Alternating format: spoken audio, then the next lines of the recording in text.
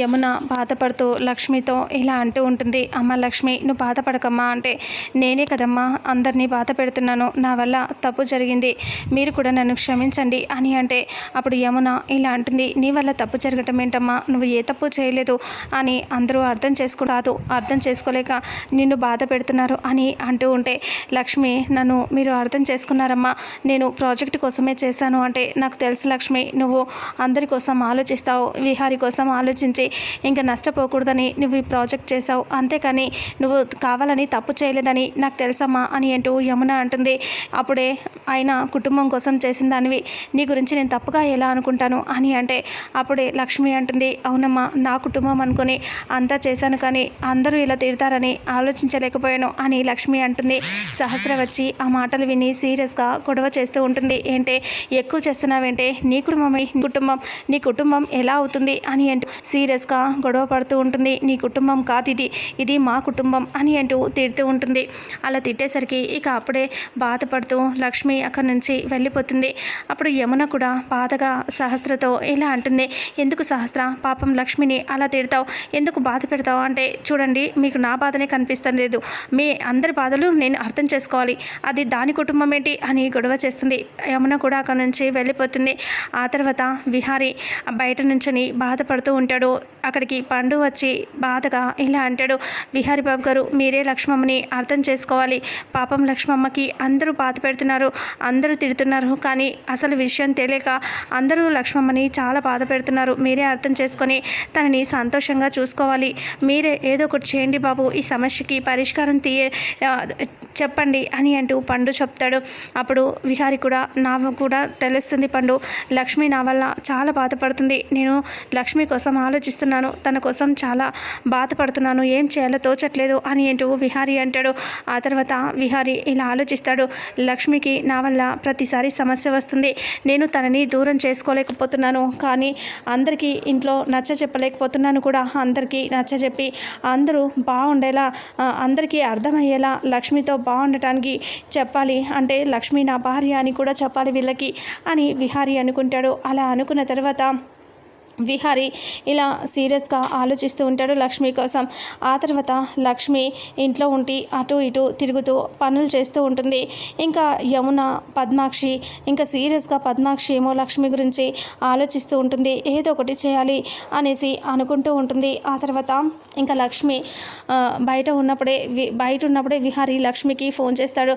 అప్పుడు Lakshmi phone lift చేస్తుంది. చెప్పండి విహారి గారు అంటే, అప్పుడు విహారి అంటాడు, ఐఎమ్ సారీ కనకమహాలక్ష్మి, నేను చాలా బాధ పెడుతున్నాను అంటే, అదేంటి విహారి గారు అలా మాట్లాడతారు, మీరు నాకు ఇలా సారీ చెప్పటం ఏంటి అని అంటే, అవును నన్ను క్షమించాలి, నిన్ను పెళ్లి చేసుకొని నీకు ఏమాత్రం సంతోషం లేకుండా రోజు నేను బాధ పెడుతూనే ఉన్నాను అంటే, అలా ఏం కాదు విహారి గారు, మీరు అలా ఏమీ అనుకోవద్దు అని అంటూ లక్ష్మి చెప్తూ ఉంటుంది. ఇక విహారి చాలా బాధపడుతూ ఆలోచిస్తూ ఉంటాడు.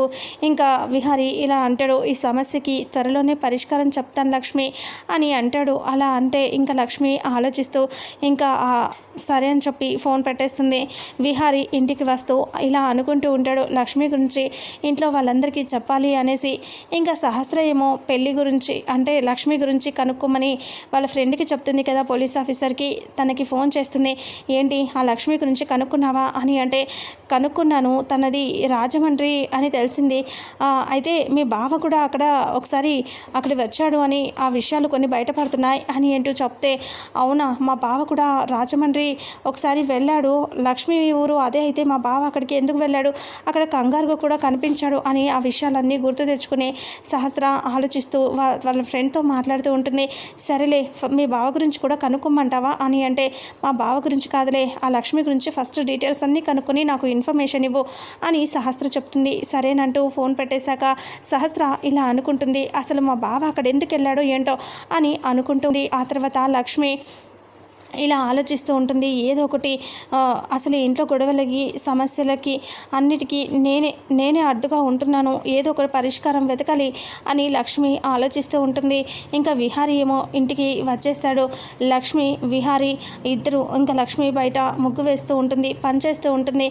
విహారి అప్పుడే బయట నుంచి వచ్చేసరికి లక్ష్మి అక్కడ కనిపించగానే లక్ష్మిని చూసి హ్యాపీగా మాట్లాడుతూ ఉంటారు. ఇద్దరు మాట్లాడుకుంటూ ఉంటే పండు చూసి లోపలికి వెళ్తాడు. పైనుంచి అంబిక చూసి ఇంకా అరటి పండు తొక్క తీసి వాళ్ళ మధ్యలో వేసి కింద పడి వాళ్ళు ఇలా ఉండాలి అనేసి ప్లాన్ చేస్తుంది అంబిక. పైనుంచి అరటి తొక్క తీసి కింద వేస్తుంది స్టెప్స్ మీద. ఇంకా అప్పుడే విహారీ లక్ష్మి మాట్లాడుకున్న తర్వాత ఇలా వెళ్ళబోతే విహారీ కింద పడబోతాడు. అప్పుడే లక్ష్మి విహారీ చేయి పట్టుకుంటుంది. ఇద్దరు ప్రేమగా ఒకరినొకరు చూసుకుంటూ ఉంటారు.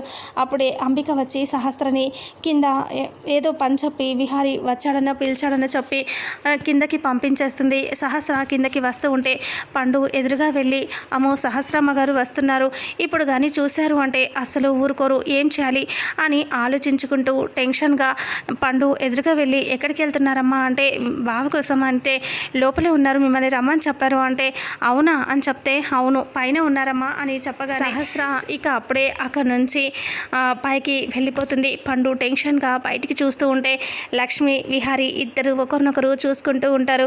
పైనుంచేమో అంబిక కోపంగా చూస్తూ ఉంటుంది. సహస్రకి ఎలాగైనా రెడ్ హ్యాండెడ్గా పట్టించాలి అనేసి లక్ష్మి విహారీ ఇద్దరు ఒకరినొకరు చూసుకుంటూ ఉంటారు.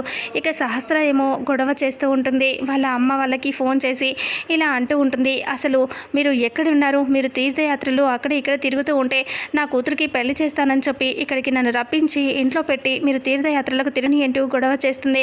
మేము ఇంటికే బయలుదేరామమ్మా, నువ్వు గొడవ చేయకు పద్మాక్షి, మేము వస్తున్నాం అని అంటూ చెప్పగానే ఎప్పుడు మీరు వచ్చేది, ఇంకా నా కూతురికి పెళ్ళి ఎప్పుడు జరుగుతుంది అని అంటూ గొడవ చేస్తే అప్పుడే విహారీ అందరూ లోపలికి వెళ్ళిపోతారు కదా, మళ్ళీ ఫ్రెష్ అప్ అయి మరుసటి రోజు ఉదయాన్నే కిందికి వచ్చేస్తారు. వచ్చేసరికి పద్మాక్షి దగ్గరికి యమున వచ్చి వదిన కాఫీ తీసుకో అంటే ఏంటి తీసుకునేది అని అంటూ గొడవ చేస్తుంది. ఇంకా వాళ్ళ అమ్మ నాన్న కూడా వచ్చేస్తారని చెప్తారు కదా పద్మాక్షి, అయినా సరే వినకుండా గొడవ పడుతూనే ఉంటుంది. ఇక పద్మాక్షి అలా చూస్తూ ఉండగానే ఇంకా యమున ఇలా అంటూ ఉంటుంది, ఎందుకు వదిన ఇప్పుడు కోపడుతున్నావు అంటే అన్నీ తెలిసి కూడా ఏం తెలియనట్టుగా ఉంటావే నువ్వు అని సీరియస్గా అరుస్తూ ఉంటుంది. అంతలో విహారీ లక్ష్మి అందరూ అక్కడికి వస్తారు. ఏంటి గొడవ అత్తయ్య అని అంటూ ఉంటే నా కూతురు నేను అసలు పెళ్లి చేసుకుంటావా చేసుకోవా విహారీ అని అంటూ పద్మాక్షి గొడవ చేస్తూ ఉంటుంది.